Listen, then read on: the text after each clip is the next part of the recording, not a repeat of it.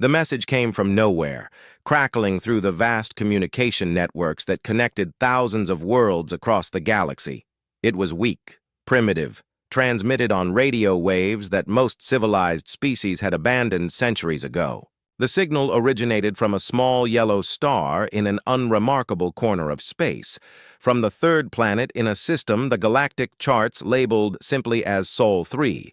Ambassador Zexthul stood before the massive viewing screen in the Confederation Council chamber, his 6 eyes studying the translated text that scrolled past in flowing script. Around him, representatives from dozens of species murmured among themselves, their various forms of communication creating a symphony of clicks, whistles, and telepathic static.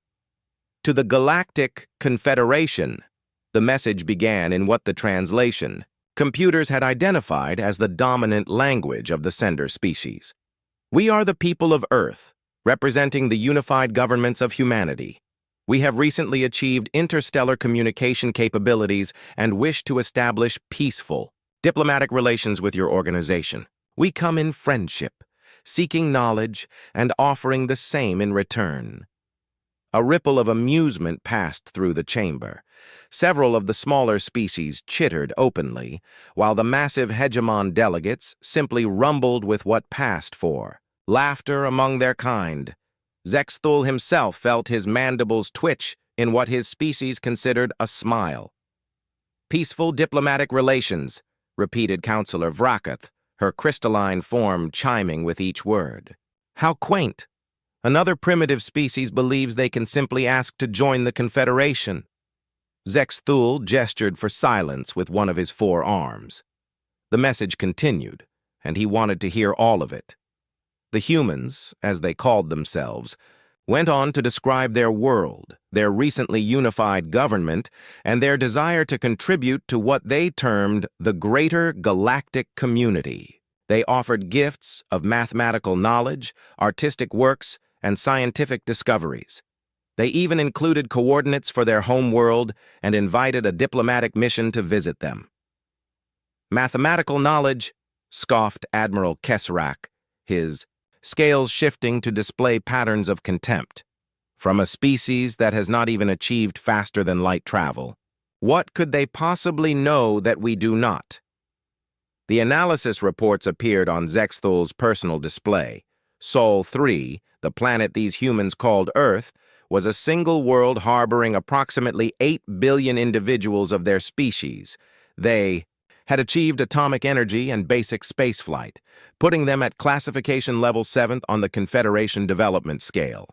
Most level 7 species were either ignored entirely or absorbed as labor sources after minimal resistance. Their energy output suggests they have discovered nuclear fusion, reported the chief science advisor, a floating jellyfish-like being, whose translator rendered its bioelectric speech into standard Confederation. However, their largest vessels appear to be barely capable of reaching their own planetary satellites. No evidence of energy shields, plasma weapons, or quantum manipulation. More laughter echoed through the chamber. Zexthul examined the tactical assessment. No orbital defenses. No evidence of military space capability beyond crude chemical rockets. Their most powerful weapons were primitive nuclear devices that could barely crack the armor of a Confederation shuttle.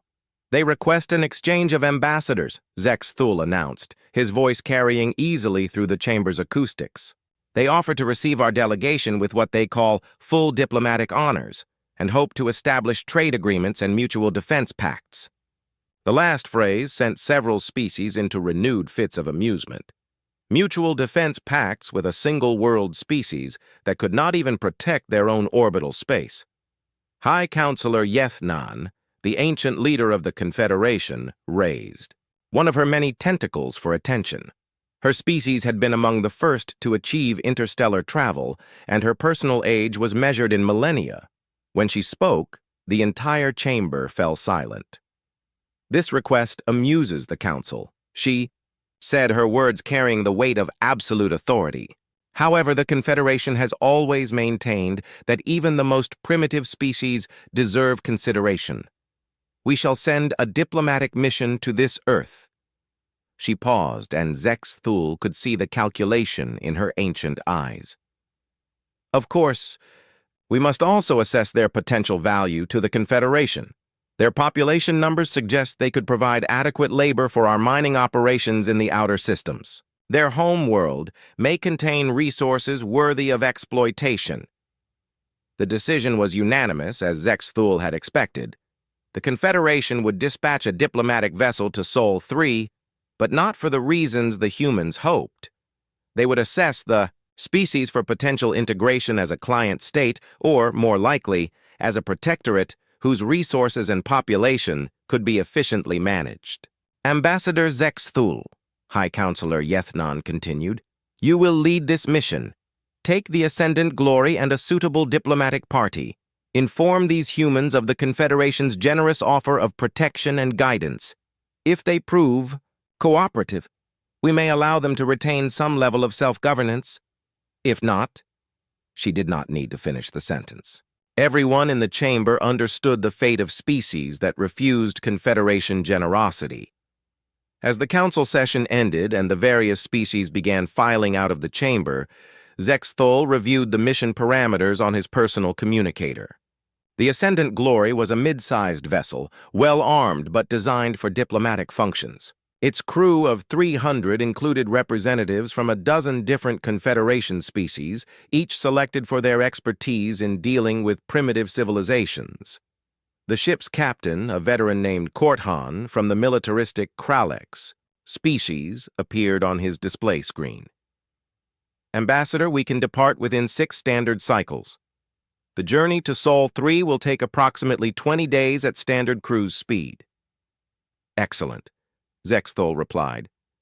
Ensure our gift storage bays are properly stocked. We will want to impress these humans with demonstrations of our technological superiority. He closed the communication and turned back to the viewing screen, which now displayed a tactical map of the Sol system. Such a small, insignificant star, harboring a species that believed it could simply request membership in an organization that controlled thousands of worlds and countless trillions of beings. The humans' message had included samples of their art and music, which the Cultural Analysis Department had reviewed. Primitive but showing some creativity, the report concluded. Their mathematics were elementary by Confederation standards, though they had managed to discover some basic principles of physics and chemistry. Their literature spoke of concepts like honor, freedom, and self-determination, concepts that would need to be properly managed once they became a Confederation protectorate. Zexthul made his way through the corridors of the council station toward his private quarters. Tomorrow he would begin preparations for what would likely be a very brief diplomatic mission. The humans would be given the standard choice: accept Confederation protection and guidance, or face the consequences of their refusal. In his centuries of diplomatic service, he had never encountered a level 7 species foolish enough to choose the latter option. The message from Earth continued to repeat on a loop, broadcasting their naive hope for peaceful contact into the void. Zexthul almost felt sorry for them. They seemed genuinely enthusiastic about the possibility of joining what they called the galactic community. They had no idea that the galactic community was not a democracy of equals, but a carefully managed hierarchy where each species knew its place. Soon enough, these humans would learn their place as well. The Ascendant Glory dropped out of faster-than-light travel at the edge of the Sol system, its sensors immediately beginning their sweep of the primitive star system. Ambassador Zexthul stood on the bridge, watching as the tactical displays, populated with information about the 9 planets orbiting the small yellow star. Scans confirm the intelligence reports, announced Science Officer Technal, her insectoid form hunched over her console. The 3rd planet shows extensive signs of industrial civilization. Population density appears concentrated in large urban centers. No orbital installations detected beyond primitive communication satellites and a small space station. Captain Korthan examined the tactical readouts with professional interest. Their largest spacecraft appear to be chemical fuel vessels barely capable of reaching their moon. No energy weapons detected, no shield generators. Their most advanced military installations appear to be ground-based missile sites equipped with nuclear warheads. Zexthul nodded approvingly. Everything was exactly as the preliminary reports had indicated. These humans possessed technology that the Confederation had abandoned thousands of years ago. It would be like negotiating with Stone Age primitives. Open. A communication channel, he ordered. Let us announce our arrival. The response came within minutes, transmitted on the same primitive radio frequencies the humans had used for their original message. The voice spoke in their dominant language, which the ship's translators rendered into perfect Confederation. Standard. Unknown vessel. This is Earth Traffic Control. Please identify yourself and state your intentions. This is Ambassador Zexthul of the Galactic Confederation, responding to your invitation for diplomatic contact. We request permission to establish orbit around your world for formal negotiations. The silence stretched for several minutes. Zexthul could imagine the panic and excitement such a message would cause among the humans. First contact with an alien civilization would be the most significant event in their species' history. When the response came, it was in a different voice, older and more formal. Ambassador Zexthul, this is Secretary General Chen Wei of the United Earth Government. On behalf of all humanity, I welcome you to our solar system. We have prepared a reception for your delegation and invite you to meet with our representatives. We are transmitting coordinates for a suitable orbital position. Graciously accepted, Zexthul replied, though his tone carried subtle condescension that he doubted the primitives would detect. 3 hours later, a small human shuttle approached the Ascendant Glory. The vessel was laughably crude, using chemical, rockets for propulsion, and metal plating for protection. Zexthul watched from the observation deck as it docked with their ship, marveling at how the humans had managed to achieve even this level of technology. The airlock opened, and the human delegation entered.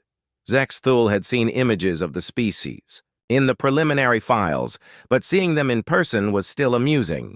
They were bipedal mammals, covered in primitive clothing that served both protective and decorative functions. Their leader, Secretary General Chen Wei, was a small female with graying hair and intelligent eyes. Ambassador Zexthul, she said, bowing slightly in what was apparently a human gesture of respect. Thank you for accepting our invitation. This is truly a historic moment for our species. Indeed, Zexthul replied, towering over the human delegation with his 2-meter height and 4 arms. The Confederation is always pleased to make contact with developing civilizations. The word developing was carefully chosen. In Confederation terminology, it was one step above primitive and several steps below civilized. The humans had brought gifts, as their original message had promised. They presented mathematical proofs, samples of their art and literature, recordings of their music, and examples of their scientific achievements. Secretary General Chen spoke passionately about human culture, their diversity of languages and customs, their history of overcoming conflicts to achieve unity. We have recently established a unified planetary government, she explained, gesturing to holographic displays the humans had somehow managed to create despite their technological limitations.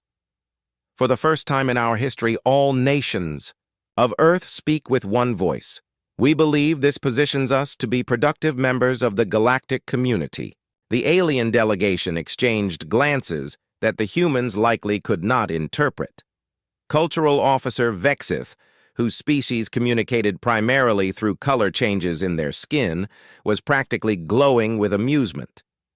The humans thought their planetary unification was an achievement worthy of note, when most Confederation species had unified their homeworlds before achieving interstellar travel. Your accomplishments are remarkable, Zexthul said, accepting a small sculpture that apparently represented some aspect of human artistic expression. However, I should explain how the Confederation typically handles integration of new species. He activated his personal holographic projector, showing images of Confederation space. Thousands of star systems appeared in the display, connected by trade routes and communication networks. The Confederation encompasses over 10,000 inhabited worlds, he began, noting how the human's eyes widened at the scope of galactic civilization. We maintain order and prosperity through a carefully structured system. Each member species contributes according to their abilities and receives protection and guidance according to their needs. Secretary General Chen leaned forward, clearly interested. We're very eager to contribute to such an organization. Earth may be a single world, but we have 8 billion people and extensive industrial capabilities. We've developed some unique technologies that might be of interest to the broader galactic community. Several members of the alien delegation made sounds that their translators rendered as polite coughs, but which were actually poorly suppressed laughter. Your enthusiasm is charming, Zexthul continued. However, given your current technological development level, the Confederation has determined that Earth would best serve as a protectorate world. He expanded the holographic display to show the Confederation's administrative structure. Protectorate. Worlds are placed under direct Confederation management for their own protection. Your population would be relocated to designated residential areas optimized for efficiency and safety. Your industrial capabilities would be integrated into the broader Confederation economy. Your military forces would be disbanded, as protection would be provided by Confederation security forces. The humans exchanged glances that even the aliens could interpret as troubled. I'm not sure I understand, Secretary General Chen said carefully. Are you saying that humanity would not be allowed to govern itself? Self-governance is a privilege earned through demonstrated capability, Zexthul explained patiently. Your species lacks the technological sophistication and cultural development necessary for full membership in the Confederation. Protectorate status would allow you to contribute to galactic civilization while ensuring your world's resources are properly managed. And if we decline this offer? Asked another human delegate, a military officer whose posture had noticeably stiffened. The question surprised Zexthul. In all his centuries of diplomatic service, no primitive species had ever asked that question. The answer was so obvious that it seemed unnecessary to state it. Decline? He repeated. I'm afraid I don't. Understand, the Confederation's protection is not optional for worlds within our sphere of influence. Your system falls clearly within Confederation space. Secretary General Chen stood slowly, her small frame somehow managing to project dignity, despite being surrounded by beings who could easily overpower her. Ambassador Zexthul, she said, her voice carrying a firmness that seemed incongruous with her species' primitive technology. I'm afraid that proposal is unacceptable. We respectfully decline your offer of protectorate status. Humanity will remain a free and independent species. The silence that followed her words was absolute. Every alien in the room stared at the small human female who had just done something that no one in the Confederation had seen before. A primitive species had refused their generous offer of protection and management. Zexthul's mandibles twitched, in what might have been amusement or disbelief. I believe there has been a misunderstanding. Perhaps your translation systems are malfunctioning. The Confederation's offer is not a negotiation. It is an inevitability. Our translation systems are working perfectly, Secretary General Chen replied. And our answer remains the same. We appreciate your visit, but humanity chooses to remain independent. We hope you will respect our decision. For the first time in his diplomatic career, Ambassador Zexthul found himself genuinely speechless. Ambassador Zexthul stared at the small human female for several long moments, his 4 eyes blinking in sequence as his mind processed what he had just heard. Around him, the other members of the Confederation delegation seemed equally stunned by the unprecedented response. Secretary General Chen, he said finally, his voice carrying the patience one might use with a confused child. I believe you may not fully comprehend the situation. The Confederation's authority extends across thousands of star systems. No single world has the capability to exist independently within our sphere of influence. "We understand the scope of your organization," Chen replied calmly. "However, we also understand the principle of self-determination. Humanity will not surrender its freedom simply because we are outnumbered." Cultural Officer Vexith's skin shifted through several colors that the translation system identified as expressions of bewilderment and amusement. Military Attaché Krexvol, a heavily armored creature from one of the Confederation's warrior species, leaned forward with what passed for a smile among his kind. "Perhaps," Zexthul said, his tone becoming more formal, "a demonstration would help clarify the realities of your situation." He gestured to Captain Korthan, who nodded and activated his communication device. "Captain to bridge, prepare a demonstration of our defensive capabilities. Target the uninhabited landmass designated as coordinates 77 Alpha." Through the observation windows of the diplomatic chamber, the humans could see the Ascendant Glory's main weapons systems coming online. Energy coursed through crystalline focusing arrays that glowed with barely contained power. The ship's plasma. Cannons rotated toward Earth, their targeting systems locking onto a small uninhabited island in the planet's largest ocean. "The island you are about to observe has no human population," Zexthul explained conversationally. "Consider this an educational demonstration of the technology gap between our civilizations." The plasma beam that lanced down from the ship lasted only 3 seconds. When it ended, the island was gone, replaced by a perfectly circular area of glass that reflected the sunlight like a mirror. The energy release had been so intense that it had fused the ocean floor into a crystalline sheet extending several meters below the surface. The human delegates watched in complete silence. Several of them were recording the demonstration with primitive electronic devices, while others simply stared at the display of raw power that had just erased a piece of their world. That island was approximately 2 kilometers in diameter, Zexthul noted helpfully. "Our ship carries 12 such weapons, along with missile systems, particle beam arrays, and defensive shields that could deflect your most powerful nuclear weapons with minimal energy expenditure." He paused, allowing the implications to sink in before continuing. "The Confederation battle fleet contains over 50,000 ships of various classes, many of them significantly more powerful than the Ascendant Glory. I trust this helps put your situation in proper perspective." Secretary General Wu Chen turned away from the observation window, her face pale but her expression unchanged. "A very impressive display of technology, Ambassador. However, it does not change our position. Humanity will not submit to foreign rule, regardless of the technological disparity." The other humans nodded in agreement, their primitive recording devices still documenting the conversation. Zexthul found their unity touching in its futility. "I see," he said, his tone becoming colder. "In that case, I am authorized to inform you that you have 72 standard hours to reconsider your position. During this time, you may use your communication systems to consult with your world's leadership and reach a more reasonable conclusion." "And if our answer remains the same?" asked the military officer who had spoken earlier.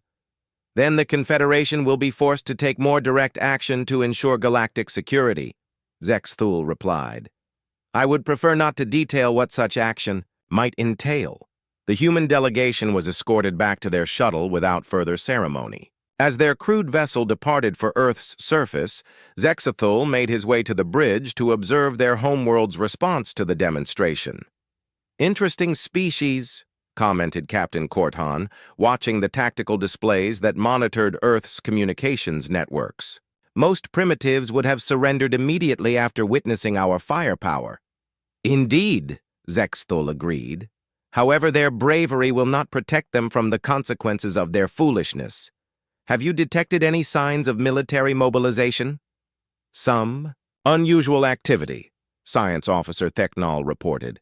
"Increased communications traffic, industrial facilities operating at maximum capacity, and movement of what appear to be civilian vessels. However, nothing that suggests meaningful military preparation." The alien officers spent the next 3 days monitoring Earth's response to their ultimatum.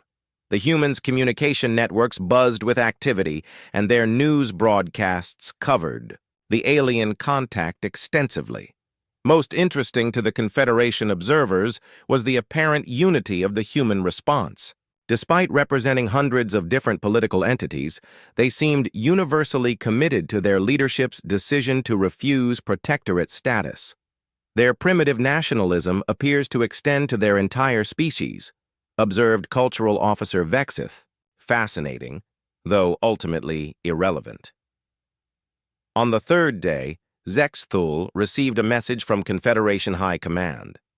Admiral Kriksta would arrive within 6 hours with a battle squadron to resolve the situation.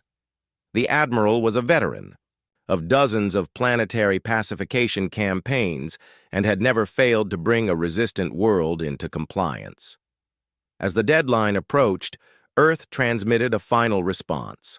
Secretary General Chen's voice came through the communication systems with the same calm determination she had shown during their first meeting. Ambassador Zexthul, humanity's answer remains unchanged. We will not accept protectorate status. We understand the consequences of our decision and are prepared to face them. However, we wish to remind you that peaceful withdrawal from our system remains possible. We bear you no ill will and would still welcome honest diplomatic relations, based on mutual respect. Zexthul found the message almost admirable in its naivety. These humans genuinely believed they could negotiate with the Confederation as equals. They seemed incapable of understanding that their technological inferiority made them subjects rather than potential partners. "Attention, Earth," he broadcast in response. "Your time has expired. Confederation military forces are en route to your system. I strongly advise you to reconsider your position before their arrival. Admiral Kriksta is far less patient than a diplomatic mission." The human response came not from their government, but from what appeared to be their military command. The voice was crisp, professional, and completely unimpressed by the threat. "Ambassador Zexthul, this is Admiral Sarah Chen of the Earth Defense Force. We acknowledge your warning. However, our position remains unchanged. Any hostile action against Earth will be met with appropriate defensive measures." "Earth Defense Force?" Captain Korthan laughed, his scales shifting to display amusement patterns. "What defense could they possibly mount? Their most advanced vessels can barely reach their own moon." Zexthul was beginning to find the humans' persistence more annoying than amusing. "Admiral Chen, I must inform you that resistance will only result in unnecessary casualties. The Confederation has protocols for dealing with non-compliant civilizations." "We understand your protocols, Ambassador," came the reply. "And we have protocols of our own. You have been warned that departure is still possible. I suggest you take advantage of this opportunity." The transmission ended, leaving the Bridge of the Ascendant Glory in bemused silence. The humans had just threatened them. A primitive single-world species had actually threatened a Confederation diplomatic mission. "Should we inform Admiral Kriksta of their attitude?" asked Captain Korthan. "I think the Admiral will discover it for himself soon enough," Zexthul replied. "In the meantime, maintain standard observation protocols. I want to document everything that happens when the squadron arrives. This will make an interesting case study in primitive psychology." As he spoke, long-range sensors detected the approaching Confederation battle squadron dropping out of faster-than-light travel at the system's edge. 12 ships, including Admiral Kriksta's flagship, the Inevitable Conquest. More than enough. Firepower to reduce Earth's surface to molten slag if necessary. The humans were about to learn why resistance to the Confederation was not just futile, but literally unthinkable. The Confederation battle squadron emerged from faster-than-light travel in perfect formation. 12 warships arranged in a combat spread that had been perfected over thousands of military campaigns. At the center of the formation flew the Inevitable Conquest, Admiral Kriksta's flagship, its hull scarred from dozens of planetary pacification operations. Admiral Kriksta stood on his command bridge, surveying the primitive star system through the main viewing screen. His species, the Kralex, had evolved from pack hunters, and his predatory instincts made him particularly effective at suppressing rebellious worlds. His massive frame, covered in chitinous armor plating, moved with surprising grace as he studied. The tactical displays.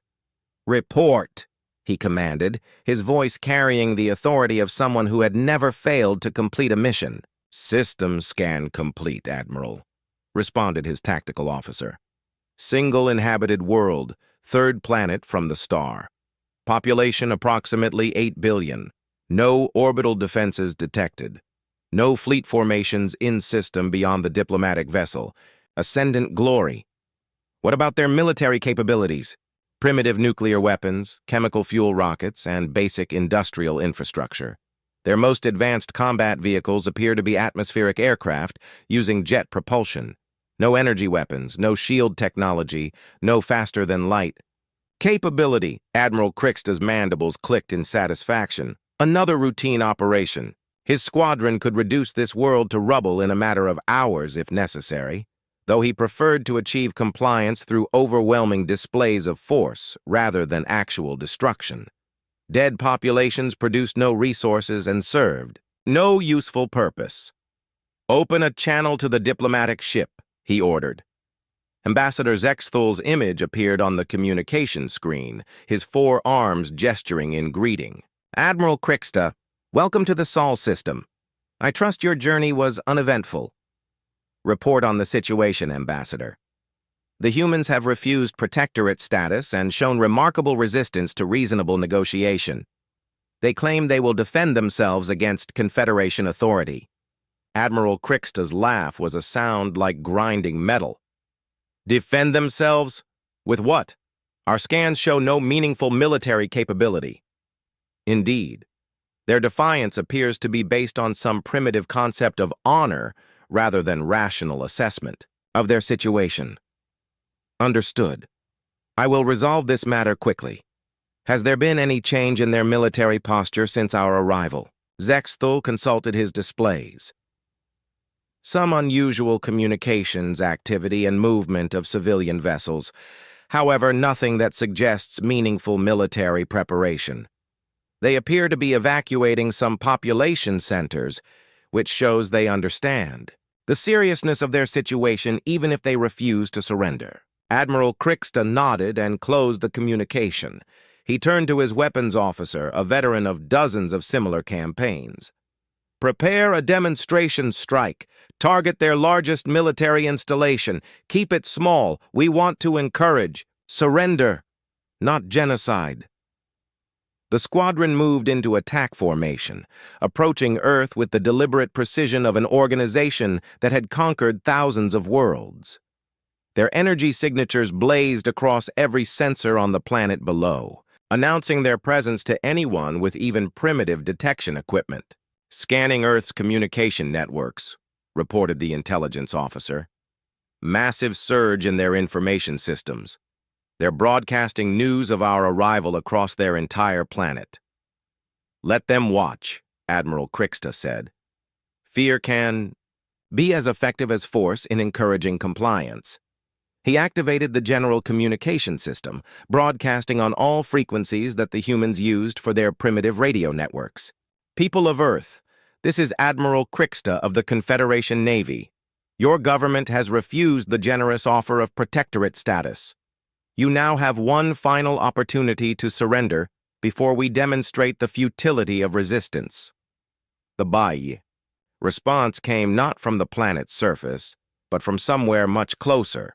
A transmission so powerful it actually caused feedback in the squadron's communication arrays. Every ship in the formation received the signal simultaneously, broadcast, with impossible precision across multiple frequencies.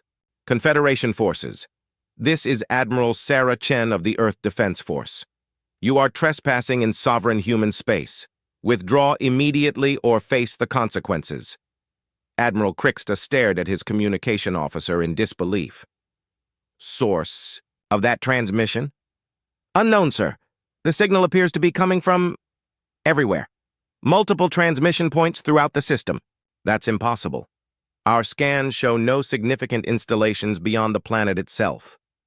The tactical officer looked up from his displays, confusion evident even through his alien features. Admiral, we're detecting some kind of anomaly. There are gravitational disturbances throughout the system that weren't present when we arrived.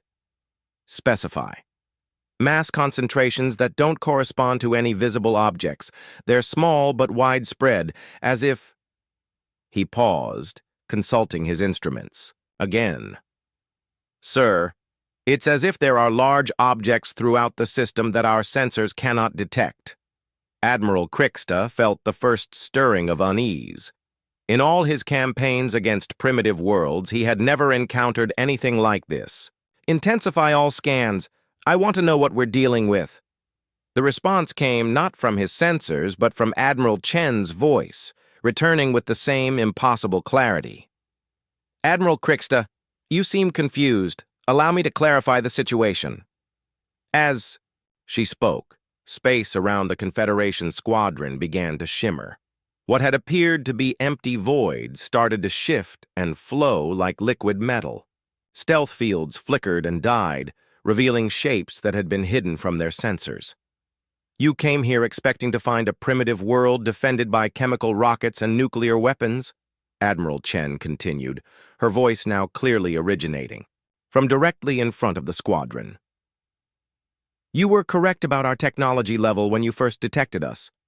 However, you made one critical error in your assessment.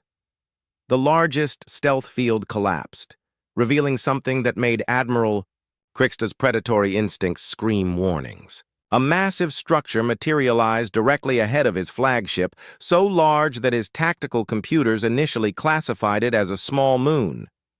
You assumed, Admiral Chen's voice continued from the Leviathan that had appeared before them, that we had no prior experience with visitors from the Confederation.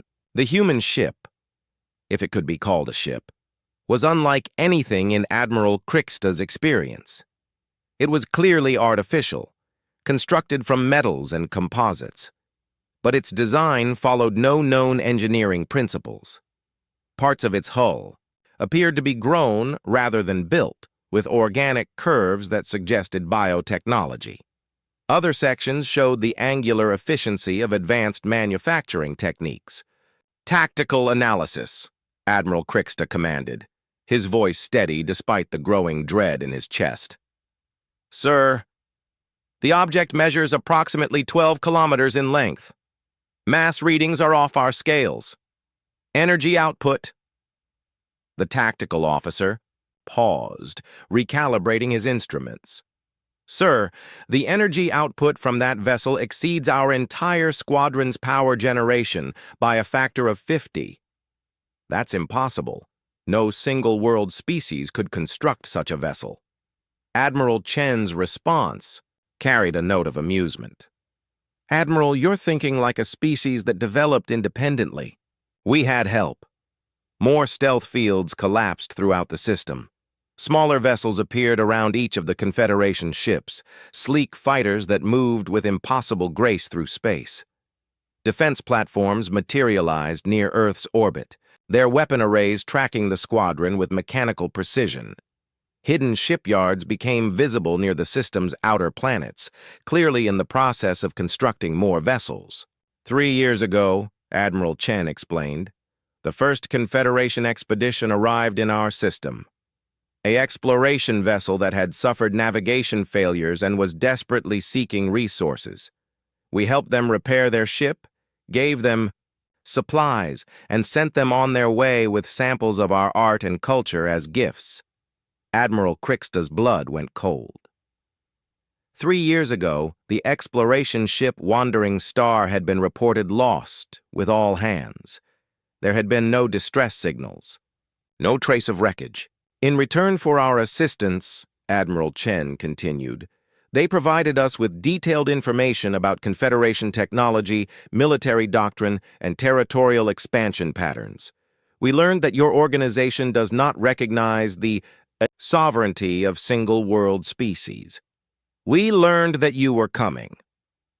The human ship, Admiral Crixta now realized it had to be called a battleship, though it dwarfed anything in the Confederation fleet, began moving toward his squadron. Despite its massive size, it accelerated smoothly, without any visible propulsion system. "We spent 3 years preparing for your arrival," Admiral Chen said. 3 years reverse engineering Confederation technology and adapting it to human manufacturing techniques. 3 years building a defense force capable of protecting our independence. Admiral Kriksta looked at his tactical displays in growing horror. The energy readings from the human vessels were impossible. They had somehow leapfrogged millennia of technological development in 3 years. "You have 60 seconds to begin your withdrawal."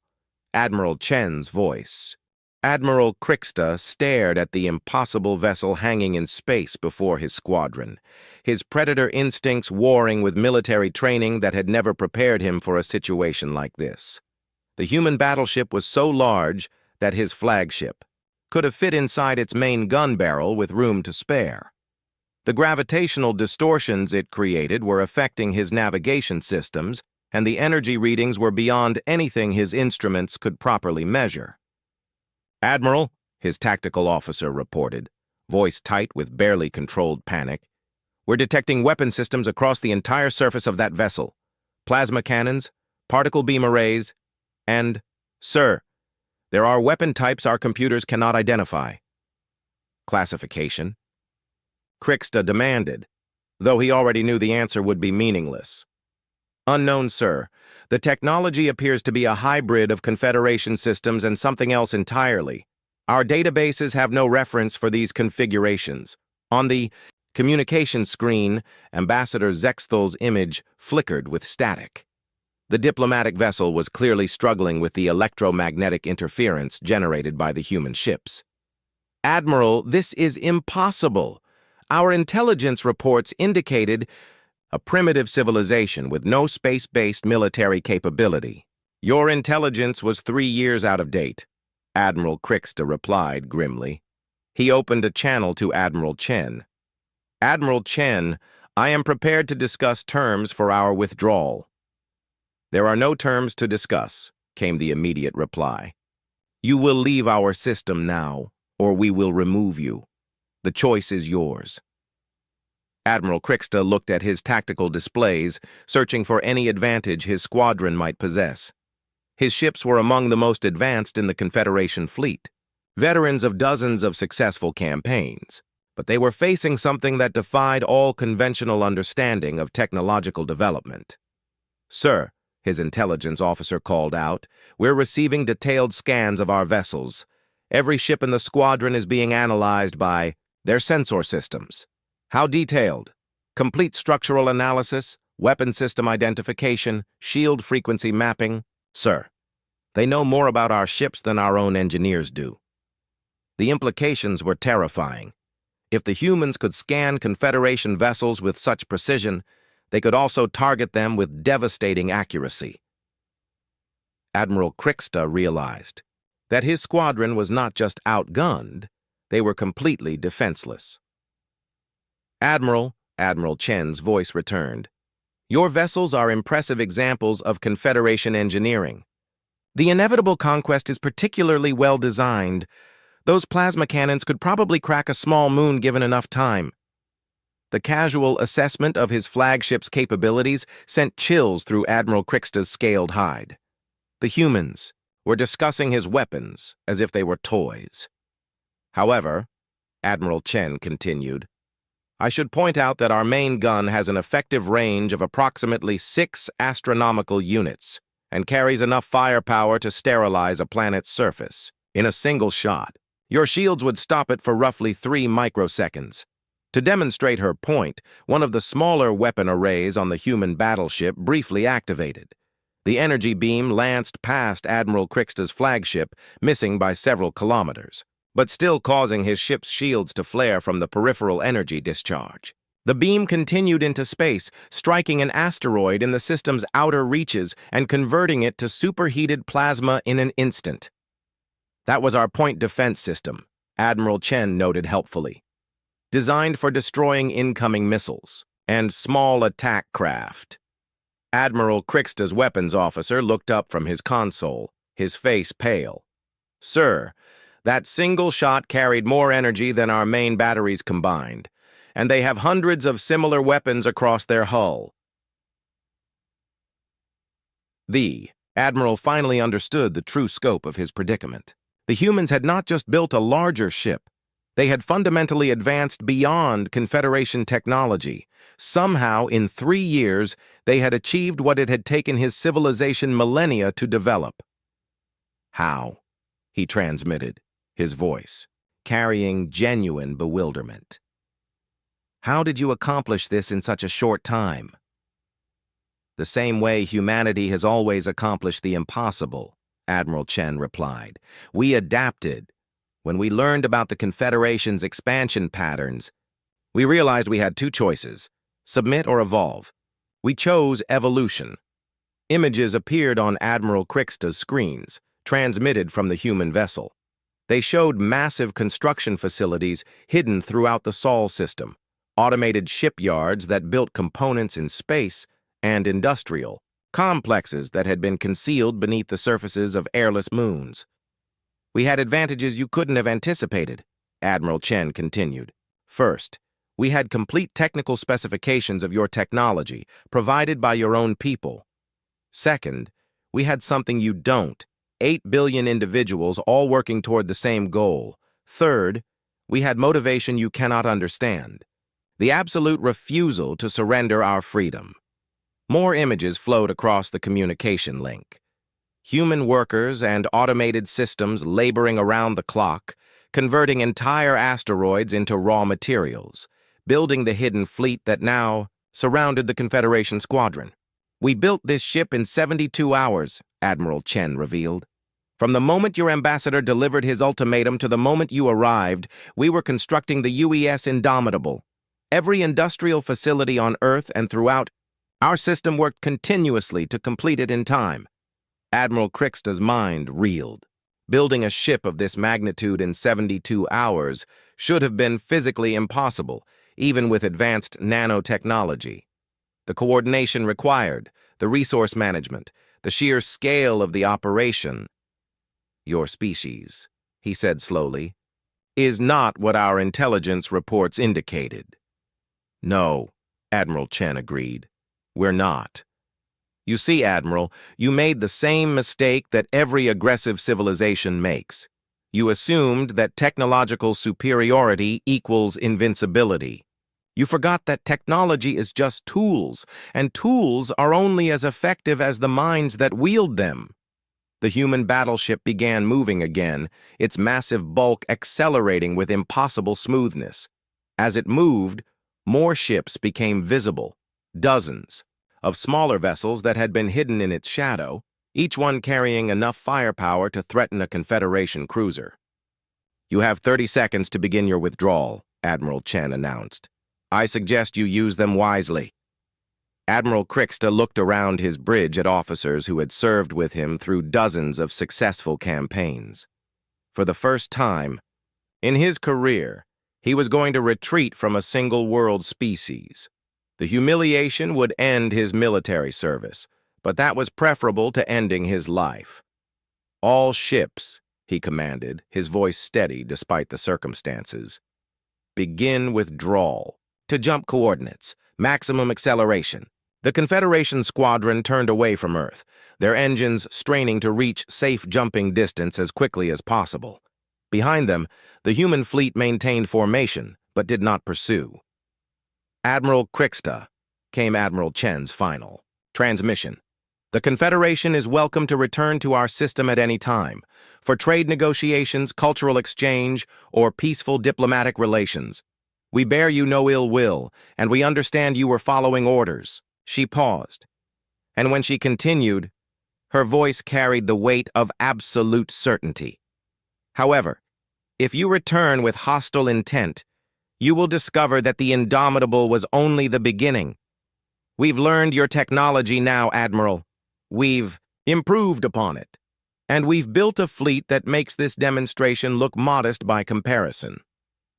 As the Confederation ships reached jump distance and fled into faster-than-light travel, Admiral Crixta realized that the galaxy had just changed forever. The humans had done more than defend themselves. They had announced that the age of Confederation expansion was over. Behind them, the human fleet settled back into concealment around their homeworld, ready to defend the principle that had driven their impossible achievement, the simple idea that freedom was worth any price and any sacrifice to preserve. The last transmission from Earth followed the retreating squadron into hyperspace, Admiral Chen's voice carrying a message that would soon echo throughout Confederation space.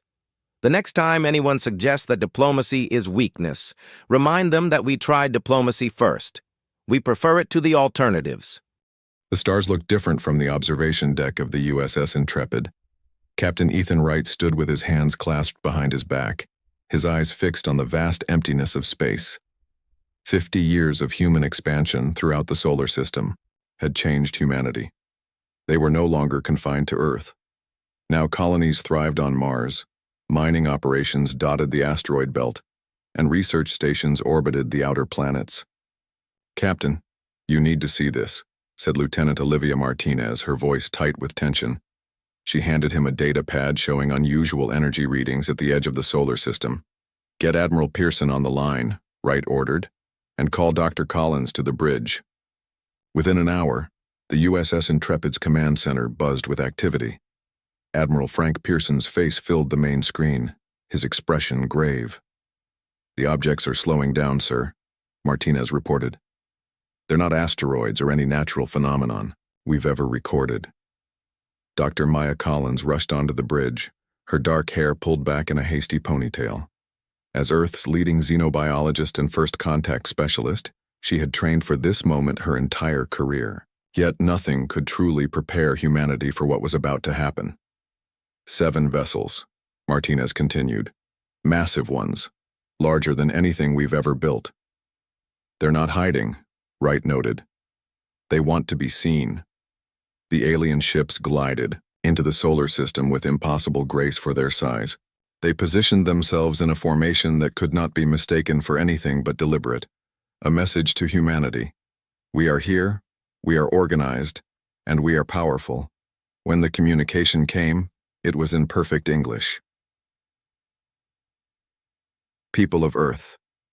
And its colonies, we are the galactic hegemony, a peaceful coalition of 7 advanced species. We come with greetings and an offer of friendship. The message played across every communication device in the solar system. The voice was pleasant, almost musical. Admiral Pearson convened an emergency meeting of Earth's United Defense Command. Representatives from every major colony joined via secure channels. "I don't trust them," said General William Foster bluntly. "No one travels this far just to say hello." Dr. Collins studied the visual recordings of the alien representatives. "Their biology is fascinating," she said. "Humanoid, but clearly evolved under different conditions. The one calling himself Zaxvor shows subtle physical signs that don't match his friendly words." "Meaning?" asked Pearson. "He's lying," Collins said simply.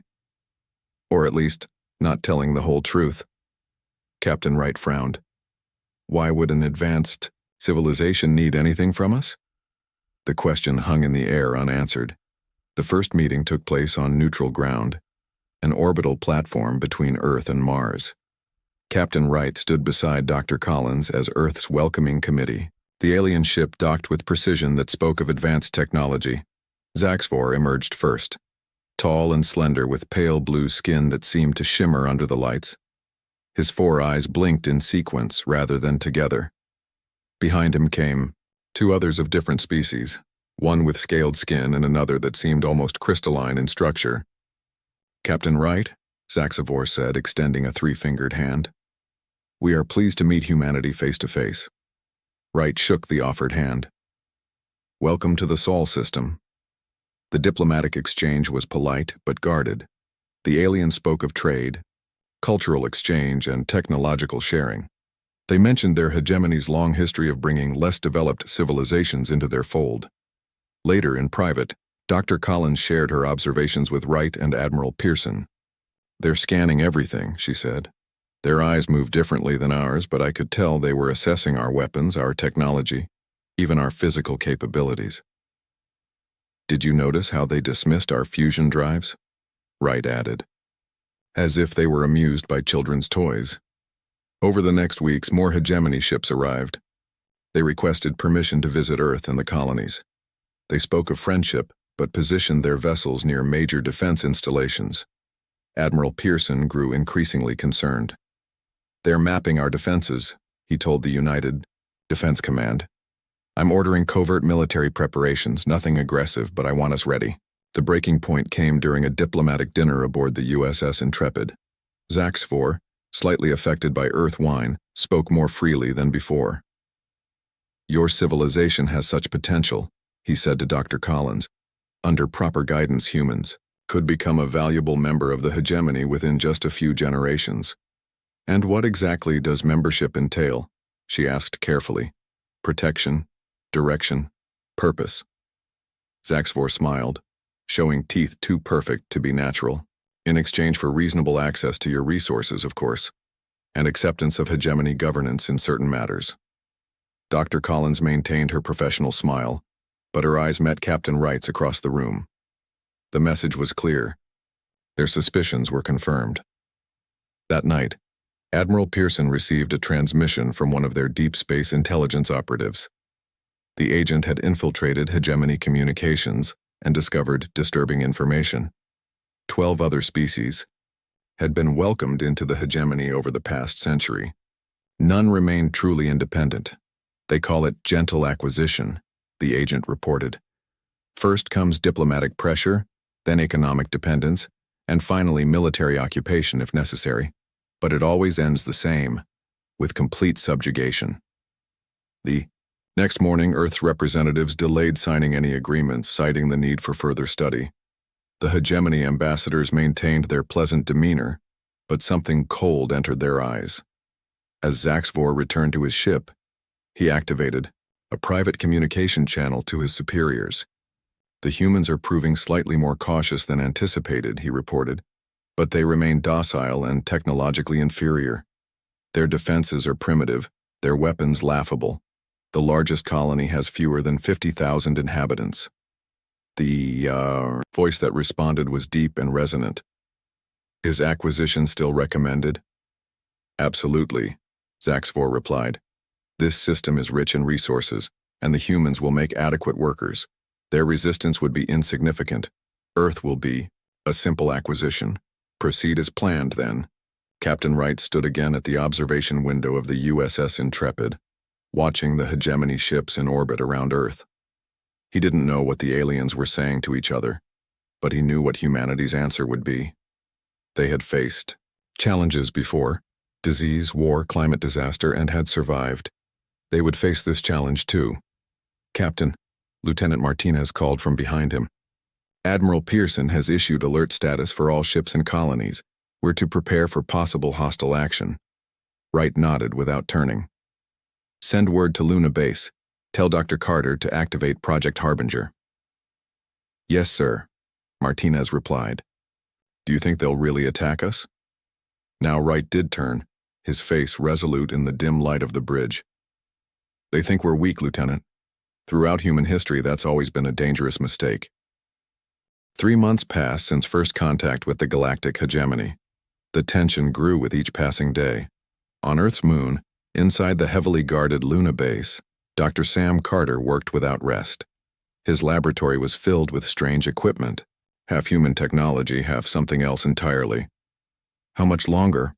asked Admiral Pearson, who had come personally to check on the progress. Dr. Carter looked up from his work, dark circles under his eyes. 2 more days, maybe 3. "We might not have that long," Pearson said quietly. On the other side of the moon, Lieutenant Olivia Martinez studied tactical displays aboard the USS Intrepid. The hegemony ships had changed their positions again. They were now arranged in what she recognized as an attack formation. "Captain Wright," she called. "They're moving again." Captain Ethan Wright joined her at the display. "They're done waiting," he said. "Inform all ships and colonies to prepare for possible engagement." In orbit above Earth, Zaxfor met with the other hegemony representatives. The humans have delayed long enough, he said. They refuse our generous offers of protection. The Supreme Council has authorized acquisition by force. Krelthos, the military strategist, nodded in agreement. His reptilian skin gleamed under the artificial lights. Our analysis shows their military capability is minimal. Their ships are slow and poorly armed. Their weapons use primitive projectiles and basic energy systems. How quickly can we secure the planet? Asked another representative. With surgical strikes at their major military installations, resistance should collapse within hours, Krelthos replied. Total control within days. On Earth, Dr. Maya Collins rushed into the United Defense Command headquarters. She had been analyzing communications between hegemony ships. They're going to attack, she announced to the room of military leaders. Tomorrow, maybe sooner. General William Foster stood up. All defensive measures are in place. We're as ready as we can. Admiral Pearson looked grim. Let's hope Dr. Carter's project works as planned. The attack came at dawn. Hegemony ships descended on Earth's orbital defense platforms with weapons that seemed to bend light itself. The first platform exploded in a ball of fire visible from the planet's surface. All ships engage according to plan, ordered Captain Wright from the USS Intrepid. Do not deviate from assigned targets. The human fleet moved into position, seemingly outmatched by the alien vessels. The hegemony commanders watched with something like pity as the human ships approached. How predictable, said Krelthos. They form a direct defensive line, just as species always do in their first interstellar conflict. Then something unexpected happened. As the hegemony weapons locked onto the human vessels, the ships split apart in a maneuver that seemed impossible.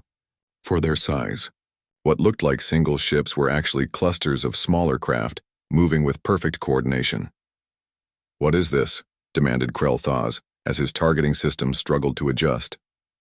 On Luna Base, Dr. Carter activated Project Harbinger. The device was built from technology recovered decades ago from an alien crash site that had been kept secret from the public. It sent out a pulse that washed over the solar system like an invisible tide. Aboard the hegemony ships, systems flickered.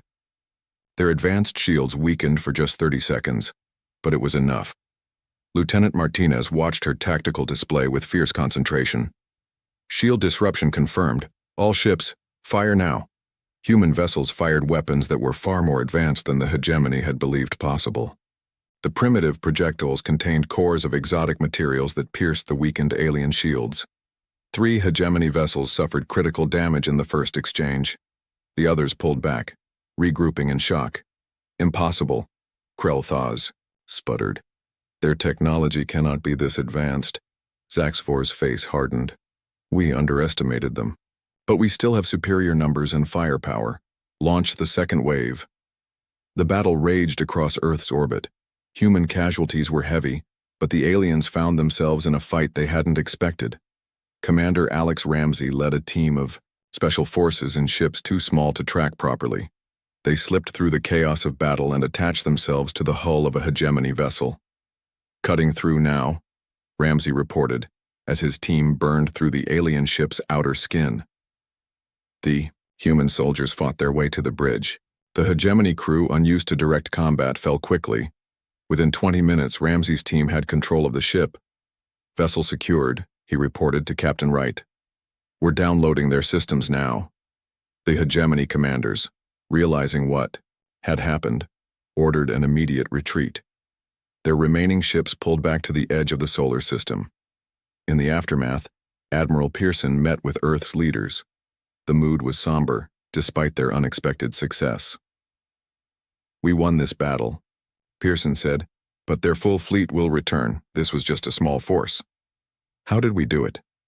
Asked one of the civilian leaders. How did we stand against their technology? Dr. Collins stepped forward. 2 reasons. First, we had Dr. Carter's work with the alien technology we recovered 30 years ago from that crash in the Pacific.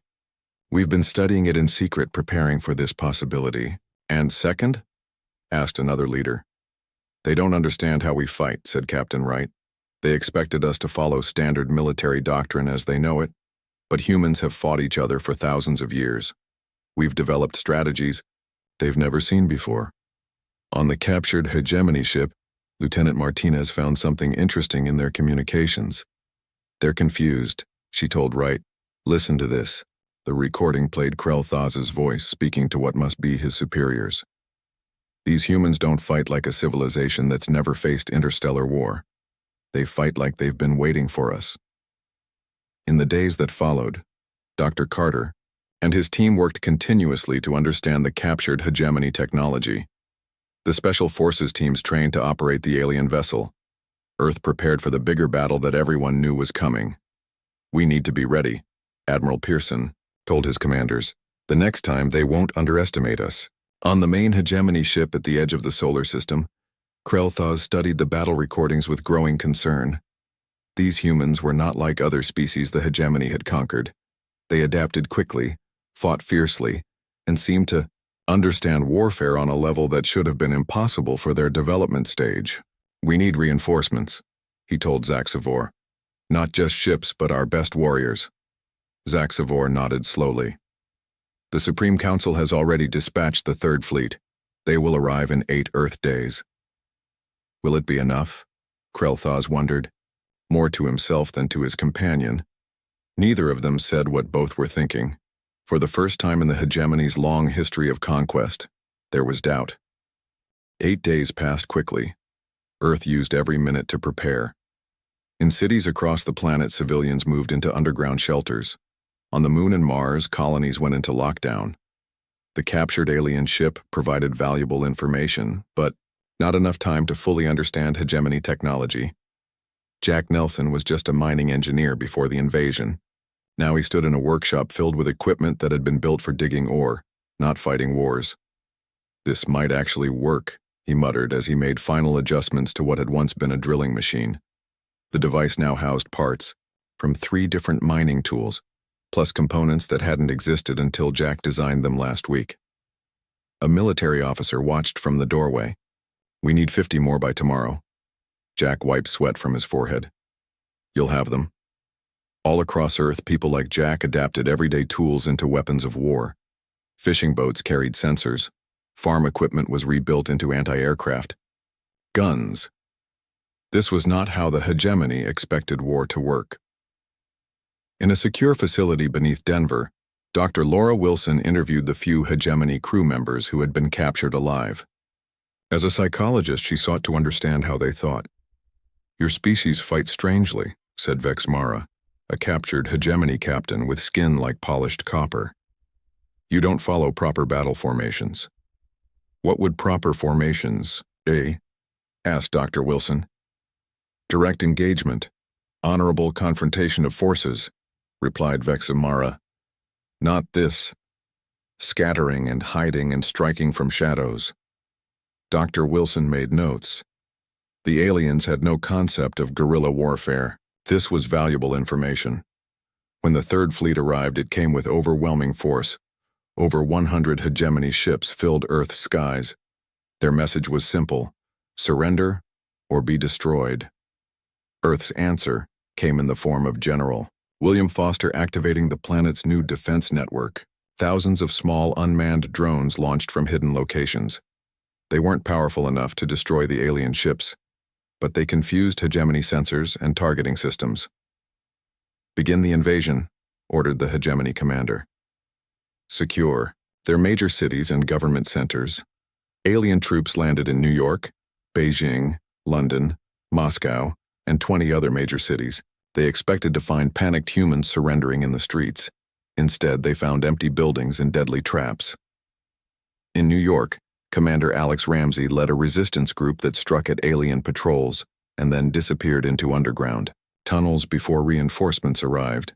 They don't understand urban warfare, Ramsey told his team. They expect us to gather in large groups and fight in the open. On the USS Intrepid, now hidden in the asteroid belt, Captain Wright received reports from Earth. The enemy is growing frustrated, Lieutenant Martinez said. They can't hold any territory for long. Admiral Pearson nodded. And their ships? Maintaining orbit above major cities, Martinez replied. But our ground-based weapons are keeping them from using their main guns. They can't bombard us without getting close, and getting close puts them at risk. In his lab on Luna Base, Dr. Carter made a breakthrough. The captured ship's drive system, he explained to a group of engineers. We can modify it to produce a localized disruption field. It won't destroy their ships, but it will disable their weapons temporarily. How many can we build? Asked one of the engineers. With Earth's manufacturing capacity. Dozens, at least, Carter replied. The war spread across the solar system. Hegemony forces attacked Mars colonies and mining operations in the asteroid belt. But everywhere they went, they found humans who fought not like soldiers but like survivors, with creativity, desperation, and unexpected tactics. Jack Nelson's modified mining equipment proved devastatingly effective against hegemony ground forces. The devices tunneled beneath alien positions and detonated, collapsing the ground under their feet. They fight with mining tools, a hegemony commander reported in disbelief. They turn children's toys into explosive devices. They have no honor. Dr. Wilson continued her interviews with captured aliens. Your species seems surprised by our resistance, she said to Vexamara. The alien captain had grown thinner during captivity. Your world should have fallen within days. This is not how conquest works. How does it usually work? Wilson asked. We demonstrate superior force. The inferior species recognizes this superiority and submits, Vexamara explained. It is logical. It is efficient. Humans don't think that way, Wilson told her. In our history, even greatly outmatched forces have fought to the last person. Vexamara's 4 eyes blinked in sequence. This is not rational. In orbit around Earth, a new hegemony command ship arrived. Grand Strategist Zultar had personally come to oversee the conquest that was taking far too long. Explain this failure, he demanded of Krel'Thas. The humans do not behave as our studies predicted, Krel'Thas replied. They fight without proper military doctrine. They sacrifice strategic positions to set traps. They use primitive technology in ways we never considered. They are savages, Zultar said dismissively. Increase our forces. Destroy their cities if necessary. But the hegemony was learning a painful lesson about humanity. Destroying a city did not break human resolve. It strengthened it. Each attack only increased Earth's determination to fight back. In his private quarters, Vexamara kept a journal of his observations of humans. He wrote, They lose battles but fight harder. They lose cities but don't surrender. What kind of evolution produces such tenacity? 3 months into the full invasion, the hegemony controlled less territory than they had after the first week. Their casualties mounted, their supply lines stretched thin.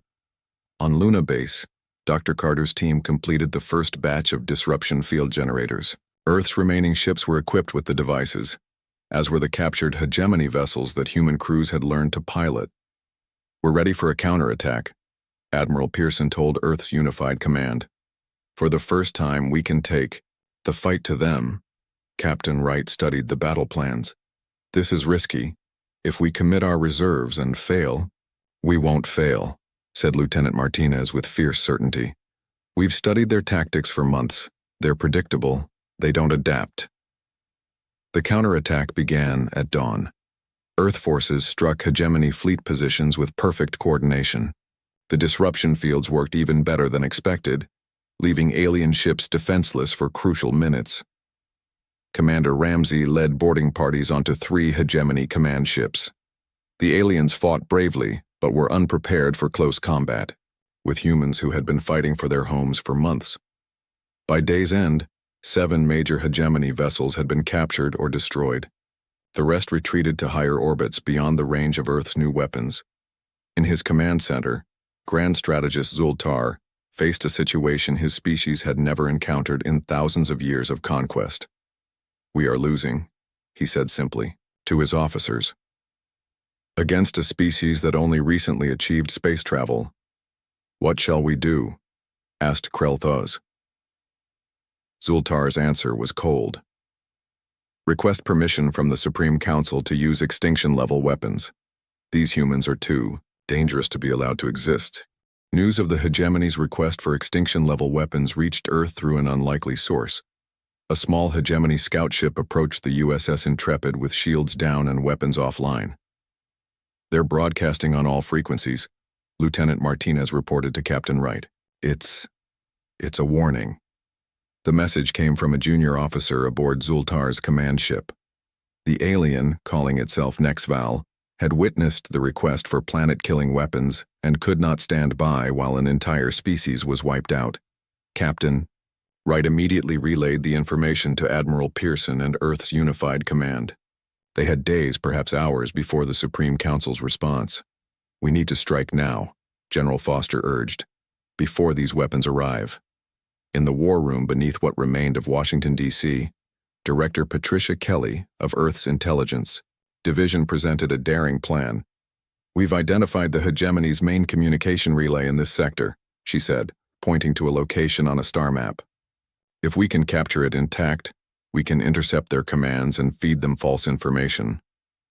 Major Daniel Green, who had distinguished himself in the recent counterattacks, volunteered to lead the mission. "My team can do this," he said confidently. "We've studied their ship designs.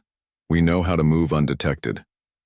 Chief Engineer Ryan Cooper had been working with Dr. Carter to adapt hegemony technology for human use. "We've modified 3 of their smaller vessels," he explained. "They'll read as hegemony ships on their sensors." The mission launched within hours.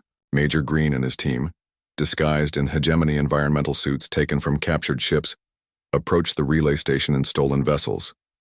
"Remember," Green told his soldiers, "minimal casualties. We need their systems intact, and we need prisoners who can tell us how to use them." The relay station orbited a small moon at the edge of the solar system. It was lightly defended, as the hegemony never expected humans to venture so far from Earth. When Green's ships requested emergency docking claiming damage from human weapons, the station granted immediate access. The battle was brief but intense. Green's team secured the control center within 20 minutes, suffering only 3 wounded. The hegemony crew, surprised by the attack, surrendered quickly. "Begin the operation," Green ordered once the station was secure. Earth's best computer, experts working remotely through the captured systems, began the complex task of infiltrating the hegemony's command network. Director Kelly personally oversaw the operation from Earth. "Plant contradictory orders," she instructed. "Make it look like their own commanders are fighting among themselves." Back on Earth, Admiral Pearson gathered the military leaders for the next phase of their plan. "While the hegemony is confused by contradictory orders, we launch our main offensive. Every ship we have, every weapon we've developed." Captain Wright nodded grimly. "And the captured hegemony vessels?" "They'll lead the attack," Pearson replied. "The enemy won't know they're facing their own ships until it's too late." In his workshop, Jack Nelson put finishing touches on his latest creation. What had once been mining equipment was now a device that could disrupt the gravitational field of a hegemony ship, causing its own mass to tear it apart from within. "That's the last one," he told the waiting transport crew. "Handle it carefully. One wrong move and it could take out half a city block." Dr. Laura Wilson continued her work with the hegemony prisoners. Through months of interviews, she had developed a detailed understanding of their psychology. "Their society has no concept of defeat," she explained to General Foster. "They've been the dominant force for so long that the idea of losing is literally unthinkable to them. We can use this against them." Foster looked interested. "How?" "Psychological warfare," Wilson replied. "We broadcast images of their destroyed ships, their defeated forces. We show them losing, over and over. It will break their morale faster than any weapon." In orbit around Earth, Zultar received the Supreme Council's response to his request. Permission for extinction weapons was granted. The weapons would arrive with the 4th Fleet in 2 Earth days. But then strange orders began arriving. 1. Command told him to withdraw his forces to the edge of the system. Another ordered an immediate all-out attack on Earth's moon. A third demanded he divert ships to a different sector entirely. "What is happening?" he demanded of his communications officer. "The orders all carry proper authentication," the officer replied, confused. Perhaps there is disagreement within the council? Zultar faced a dilemma. Ignoring orders from the Supreme Council was unthinkable, but which orders should he follow? As the hegemony command structure fell into confusion, Earth launched its offensive. Every ship humanity could muster, led by the captured alien vessels, struck at the scattered hegemony fleet. Major Green, still at the relay station, directed false retreat orders to key hegemony battle groups. The humans have unknown weapons, he broadcast on their command frequency. Fall back to secondary positions. The battle unfolded across the solar system. Earth ships, though fewer in number, struck with precision and coordination. The disruption fields developed by Dr. Carter disabled hegemony weapons at crucial moments. Jack Nelson's gravity disruptors caused 3 massive hegemony carriers to implode. On the main hegemony command ship, Zultar watched in growing horror as his fleet was systematically dismantled. "This cannot be happening," he said to Krel'Thas. "They are primitive, they are inferior." "Evidently not," Krel'Thas replied, watching as another of their ships was captured by human forces. Within hours, the tide had turned decisively. Half the hegemony fleet was destroyed or captured. The rest retreated beyond Mars, trying to regroup and understand what had happened. Using the captured relay station, Major Green intercepted communications between Zultar and the Supreme Council. The news stunned even the hardened soldier. "Earth Command," Green reported urgently. "The hegemony is reporting rebellion in 3 other conquered systems. Species they've controlled for generations are rising up after hearing about our resistance." Admiral Pearson shared this news with Earth's leaders. "This is our opportunity," he said, "not just to defend our system but to free others who have suffered under hegemony rule." Captain Wright studied the star charts showing hegemony territory. "If we can capture more of their ships, learn to use their FTL technology, we can take the fight beyond our solar system," Pearson finished. "For the first time in history, humanity will venture to other stars." Chief Engineer Cooper, who had mastered more hegemony technology than anyone, spoke up. "We've nearly completed reverse engineering their faster-than-light drive.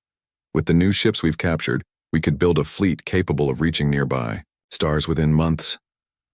The leaders of Earth made their decision. Humanity would not merely defend itself, it would become the liberator of other oppressed worlds. As preparations began for humanity's first mission beyond the solar system, Grand Strategist Zultar sent a final message to the Supreme Council before his ship jumped to FTL speed, fleeing the human counterattack. "We did not just awaken a sleeping giant," he warned. "We awakened a sleeping predator, and now it has our scent." 6 months passed since humanity's first victory against the hegemony. Earth had changed. Cities were being rebuilt. The scars of war remained, but there was a new sense of purpose. Humanity was no longer alone in the universe, and no longer confined to one solar system. In what was once a sports stadium in Geneva, Ambassador Nicole Harper addressed representatives from a dozen alien species. Some appeared in person, others as holographic projections from distant worlds. "We did not ask for this war," she told them. "But together, we can end the hegemony's rule and build something better." The aliens, former slaves and subjects of the hegemony, listened carefully. Some had been fighting their oppressors for generations. Others had only recently found the courage to rebel after hearing of Earth's resistance. "Humans fight differently," said a tall, spindly being with skin like tree bark. "You showed us that the hegemony can be defeated." In space, a fleet unlike any Earth had seen before was taking shape. Human ships flew alongside vessels from 5 other species. Fleet Commander Kevin Phillips inspected the assembled forces from the bridge of the USS Intrepid, now rebuilt and enhanced with alien technology. "Status report," Phillips requested from his second-in-command. "All ships report ready," replied Lieutenant Martinez, now wearing the uniform of a senior officer. "The Raxian vessels have the fastest engines. The Volari ships have the strongest shields. Our ships carry the heaviest weapons." Phillips nodded with satisfaction. "And Dr. Barnes's new weapon?" "Installed on our lead vessels," Martinez confirmed. "If it works as designed, It will neutralize their main defense systems. Dr. Eric Barnes had built upon Dr. Carter's work, developing a new type of disruption field that could permanently disable hegemony shield technology. The weapon had never been tested in actual combat, but computer simulations showed promising results. The Coalition fleet departed Earth's solar system using reverse-engineered hegemony FTL drives. Their destination, the hegemony core worlds, the heart of the empire that had tried to conquer Earth. As the ships accelerated beyond light speed, Captain Wright, now serving as Philip's advisor, reflected on how far humanity had come. Just a year ago, humans had never ventured beyond their own solar system. Now they led a multi-species alliance to the stars. Do you think we can win? Wright asked Phillips quietly. I think we have to, Phillips replied. If we don't stop them at their core worlds, they'll rebuild their fleets and return. Not just to Earth, but to every world that joined us. The journey took 3 weeks at maximum FTL speed. When the Coalition fleet arrived at the edge of the hegemony home system, they found what they expected: massive defenses, hundreds of warships, and orbital platforms bristling with weapons. They're hailing us, Martinez reported. On the main screen appeared the face of Supreme Overlord Zanvos, ruler of the 7 hegemony species and hundreds of conquered worlds. His skin was deep purple with intricate patterns that pulsed with light. This is unexpected, Zanvos said calmly. Humans leading a fleet of our former subjects. You have traveled far to die. We've come to end your empire of conquest, Phillips replied. Surrender your control of subjugated worlds and there need be no more bloodshed. Zanvos laughed, a sound like breaking glass. You primitive species always misunderstand. The hegemony brings order to chaos, protection to the weak, purpose to the directionless. At the cost of freedom, Ambassador Harper said, stepping into view. We offer a different path. Cooperation without subjugation. Enough talk. Zanvos dismissed them with a wave of his 6-fingered hand. Your coalition is impressive but futile. The hegemony has ruled for 10,000 years.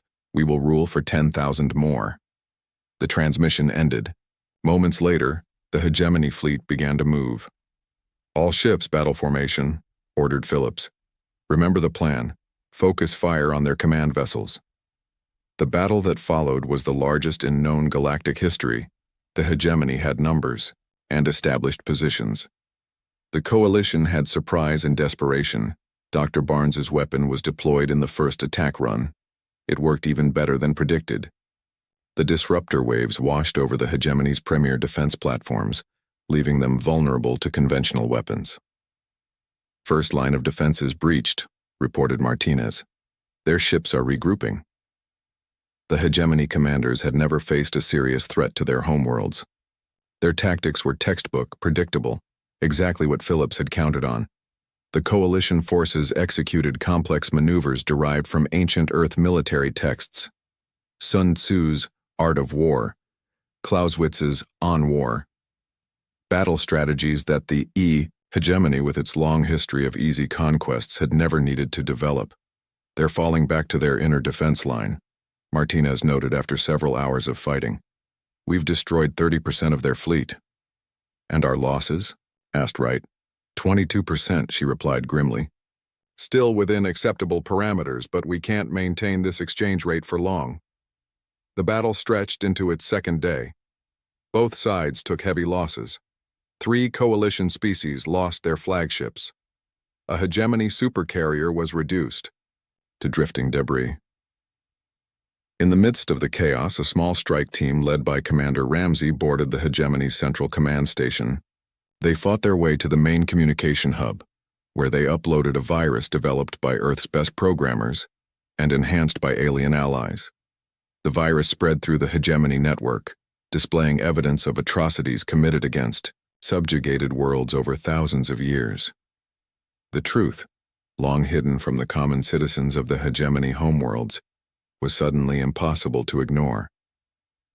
On the third day of battle, something unexpected happened. A group of hegemony ships broke formation, not to attack but to stand down. Then another group, and another. What's happening? Phillips asked in disbelief. Incoming transmission, Martinez announced. From inside the hegemony capital city. The screen showed a different hegemony official, not Zanvos. I am Secondary Overlord Kaxnar, the alien said. We request a ceasefire. Many of our people have seen the evidence of our leaders' crimes and refuse to continue fighting. Ambassador Harper stepped forward. And Supreme Overlord Zanvos? Under confinement, replied Kaxnar. There is civil unrest on our worlds. The ceasefire was agreed to. Coalition forces entered the hegemony capital as peacekeepers, not conquerors. Ambassador Harper met with representatives from all 7 hegemony species. You could destroy us now, Kaxnar observed. Your coalition controls our defenses. Our fleets are scattered or surrendered. That's not why we came, Harper replied. We came to end an empire, not to start a new one. In the days that followed, a new galactic council was formed with representatives from all worlds, former conquerors and conquered alike. The hegemony's 10,000 years of domination ended, not with their extinction, but with their reformation. On the observation deck of the USS Intrepid, Captain Wright stood beside Ambassador Harper, looking down at the hegemony homeworld. Do you think it will last? Wright asked. This peace? Harper smiled slightly. That's up to all of us now. But they've seen what happens when they underestimate humanity's fury. I don't think they'll make that mistake again.